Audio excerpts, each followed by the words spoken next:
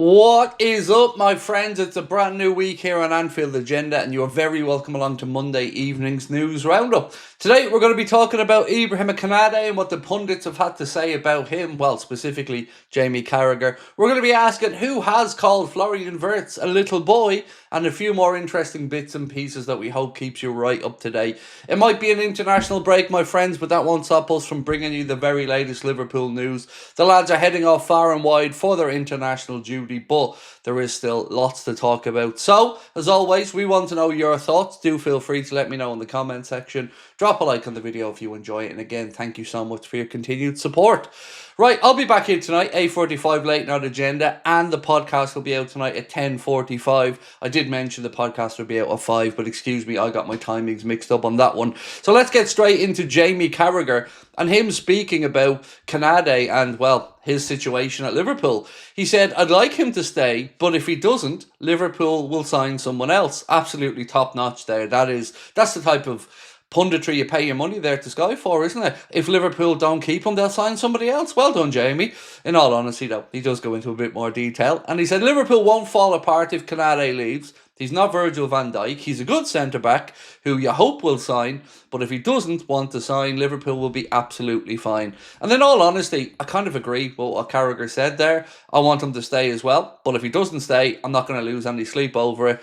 Would be lovely next season to have a look at a centre-back lineup that looks something like Virgil van Dijk, Konaté, Mark Gay, Giovanni Leone, but like Carragher said, Liverpool will find somebody else if indeed Konaté doesn't want to stay. And at this moment in time, I just don't get the feeling he does. But maybe you disagree with me, and if you do, please do let me know in the comments. Virgil van Dijk speaking about his disallowed goal. And by the way, Liverpool have asked for clarification on this, I believe, through the PGMOL. Not on Virgil's comments, but on the disallowing of the goal. He said, "I don't know who was on the VAR, Michael Oliver. I think, therefore, the officials at the stadium and the couple behind the screen have to make the right decisions for the game. Today it was decided that the goal wouldn't stand because Andy Robertson was, for any reason, hindering Donnarumma, but I think the goal should have stood. That is all I will say. But I am not the one who's making these decisions. I think the explanation was just hindering the goalkeeper or something like that. But somebody showed me a clip. Man City scored against Wolves and the referee, Chris Kavanagh, back then as well." He went on to say, "I don't know, I've already said too much because the thing is, the decision has been made. We lost 3-0 and we have to take it on the chin and move on. How, though, it is obviously a hit, but we have to keep going." Now look, the goal was absolutely fair and valid and should have stood. Rooney said so in Match of the Day. Dermot Gallagher and Ref Watch I'm going to move on to in a second because, again, I don't know what the point of that show is. But the goal should have stood. Would that have changed the game? Who knows? I'm not sitting here trying to say Manchester City weren't the better team. They were, and they deserved their win. But that is just another case of Michael Oliver shafting us. Now, I am going to move on to Dermot Gallagher in a second because, once again, selective memory here from Dermot, but we'll get on to that. Julian Nagelsmann, he's been speaking about Florian Wirtz, who has come in for a little bit of treatment from some of the media, and he said this: "The entire mix is very complicated. Each of the 5 attacking players wants to be the star player. This situation doesn't make it easy for Flo because the entire club is not as stable as they were last season." Is this again hinting to some greediness there? Because he said the 5 attacking players all want to be the star player. Are we going down that route again of saying that some of these guys are putting ego maybe before team? If that's the case, Arna has to sort it out. But for me, I don't think I'm there. Yes, Salah has been greedy on some occasions this season, but I think being greedy is a fine margin. You score, you're not greedy. You miss, you're greedy. That seems to be the way it is.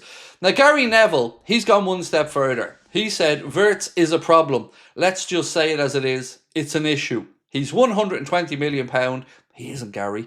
And today I thought Wirtz looked like a little boy out there." Now, look, I understand that it's easy for people to zone in on Wirtz and say his price tag means he should be hitting the ground running. But we honestly never expected him to have to hit the ground running as Liverpool fans, or at least the ones I've spoken to haven't.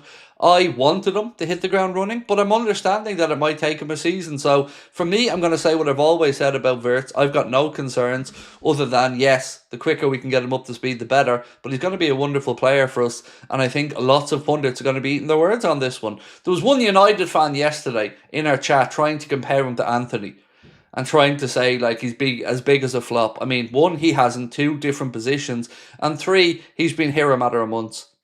Just silliness. Anyway, Lewis Steele said, the good thing for Liverpool is 7 of the next 9 Premier League games between now and January the 4th are against bottom half teams.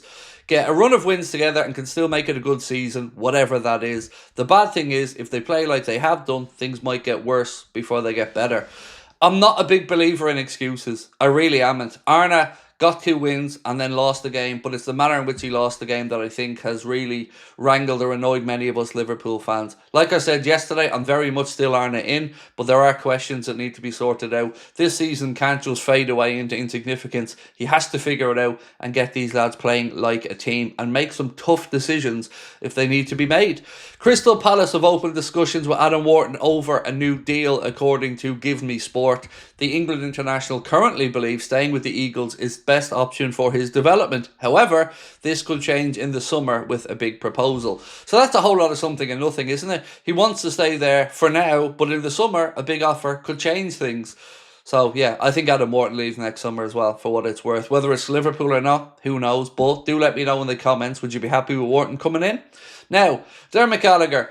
Even James Pearce is saying Dermot Gallagher making absolutely no sense here in his latest piece for Sky Sports Ref Watch. Let me just say this. Ref Watch is pointless. And the reason it's pointless is there's absolutely zero objectivity in there from Dermot Gallagher. You're basically having a former referee backing up his friends, his mates. That's all it is. There's never any objectivity in there. The viewers are getting screwed by these pieces on Sky because he doesn't have the courage to go out there and say it like it is. You might think I'm being harsh there, but I think I'm absolutely on the money. Jay Bothroyd said something very different. Again, he's more realistic about it as a former player, thinks the goal should have stood and thinks it was harshly ruled out. But of course, Dermot Gallagher just jumps through mental hoops to try and find a way to make out like there was subjectivity there in the rule making and it was open to interpretation. Stop it, Dermot. You, I and everybody that knows football knows that was a valid goal. Have the courage to come out and say what you feel, or stop, because backing up your mates is just that. It's just a job for the boys, really, isn't it, as we say over here, and I just think it's pathetic. So for me, Sky Ref Watch is a waste of time,